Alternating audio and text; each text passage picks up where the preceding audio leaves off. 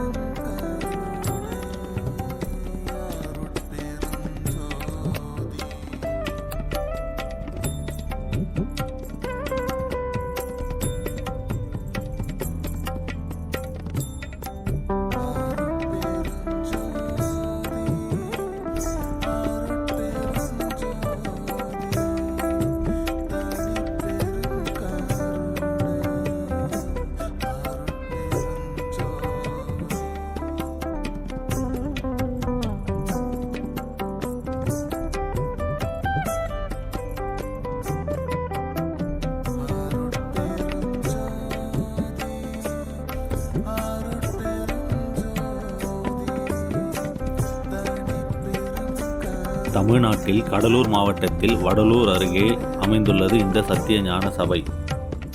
இந்த சத்திய ஞான சபை வள்ளலார் அவர்களால் 1872ஆம் ஆண்டு ஜனவரி 25ஆம் தேதி நிறுவப்பட்டது. புலால் தவிர்த்தவர்கள், அதாவது மாமிசம் உண்பதை தவிர்த்தவர்கள் மட்டுமே இந்த ஞான சபையின் உள்ளே செல்ல அனுமதி உண்டு. இந்த சத்திய ஞான சபை எண்கோண வடிவில் அமைந்துள்ளது. இந்த சத்திய ஞான சபையின் வடிவம் மனித உடம்பில் உள்ள தலைப்பகுதியை குறிக்கும் வகையில் அமைந்துள்ளது.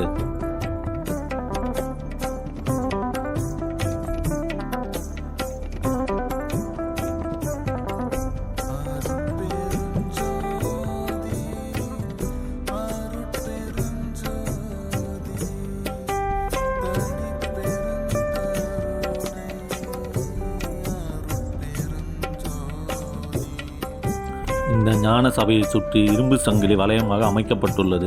இது நமது ஒரு நாளைய சுவாசத்தின் எண்ணிக்கையான 21,600 உணர்த்தும் வகையில் 21,600 வளையங்களை உடையதாக அமைக்கப்பட்டுள்ளது.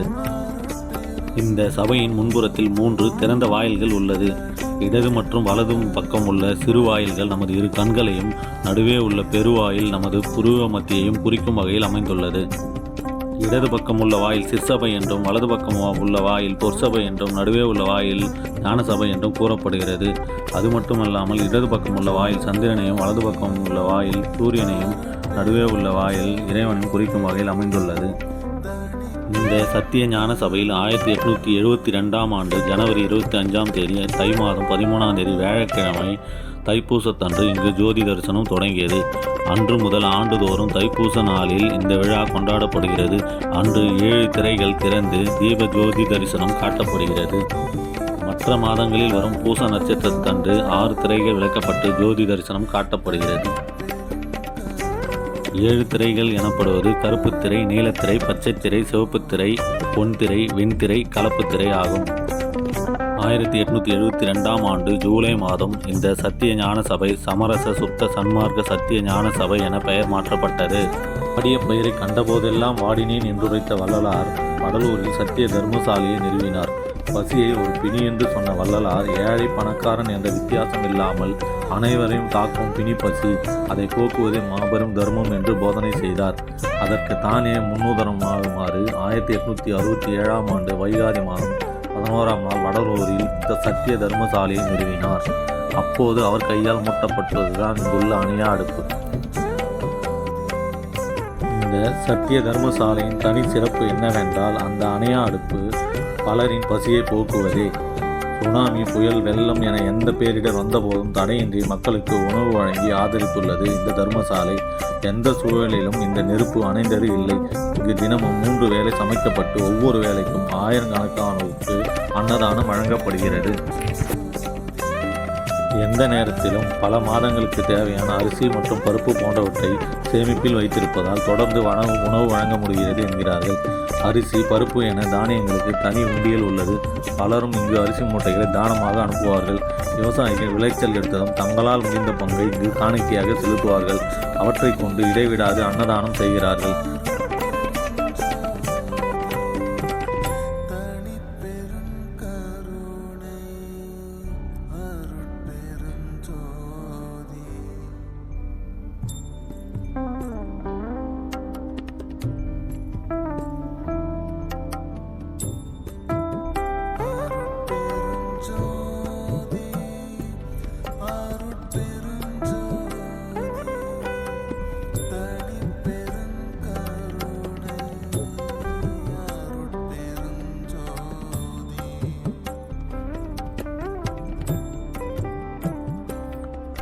25/1/1872 ஆண்டு தை மாதம் 13ஆம் நாள் தைப்பூச தினத்தன்று முதல் ஒளி வழிபாட்டு விழா நடைபெற்றது. 20/10/1873 ஆண்டு செவ்வாய்க்கிழமை காலை 8 மணிக்கு சித்தி வளாக திருமாளிகை முன் கொடியேற்றி வைத்து கூடியிருந்தவர்களுக்கு நீண்ட அருளுரை வழங்கினார் வள்ளலார். அந்த அருளுரையே உபதேசம் என்று சொல்லப்படுகிறது. கொடியேற்றியதற்கு அடுத்த கார்த்திகை மாதம் திருவண்ணாமலை தீப திருநாளில் தமது அறையில் எப்போதும் எரிந்து வந்த தீப விளக்கை சித்தி வளாக திருமாளிகையின் முன்புறம் எடுத்து வைத்தார். மக்களிடம் தீப விளக்கை தொடர்ந்து வழிபட்டு வரச் சொன்னார். 1874 ஆண்டு தை மாதம் 19ஆம் நாள் புனர்பூசமும் பூசமும் கூடும் நன்னாளில் வள்ளலார் அனைவருக்கும் அருளாசி வழங்கினார். இரவு 12 மணிக்கு சித்தி வளாக திருமாளிகை திரு அறைக்குள் புகுந்தார் வள்ளலார். அவரது விருப்பப்படி அவரது சீடர்கள் அறையின் வெளிப்புறத்தை பூட்டினார்கள். அன்று முதல் வள்ளலார் உருவமாக தோன்றாமல் அருட்பெருஞ்சோதியாக விளங்கி கொண்டிருக்கிறார்.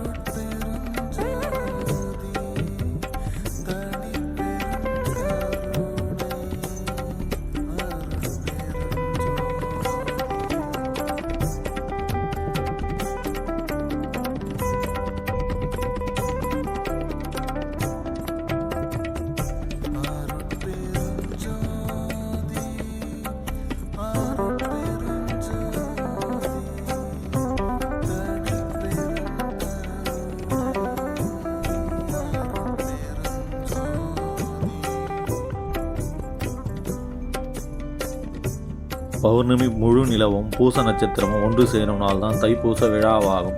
அன்று 7 திரைகள் திறந்து தீப ஜோதி தரிசனம் காட்டப்படுகிறது.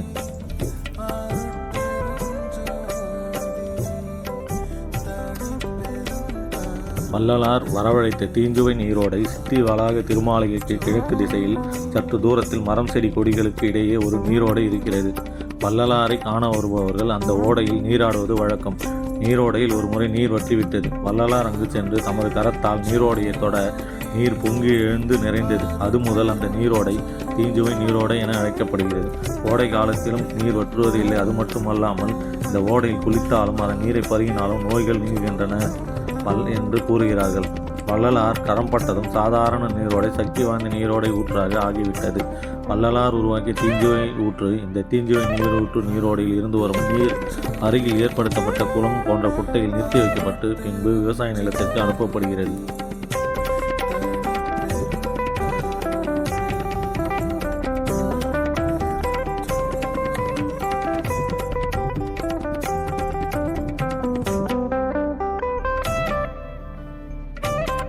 வள்ளலார் பல அற்புதங்களை நிகழ்த்தியுள்ளார். அதாவது தன் இளம் வயதில் ராமலிங்கர் சென்னையிலிருந்து வெளியேறி பல தலங்களை தரிசித்துவிட்டு சிதம்பரத்தை அடைந்தார்.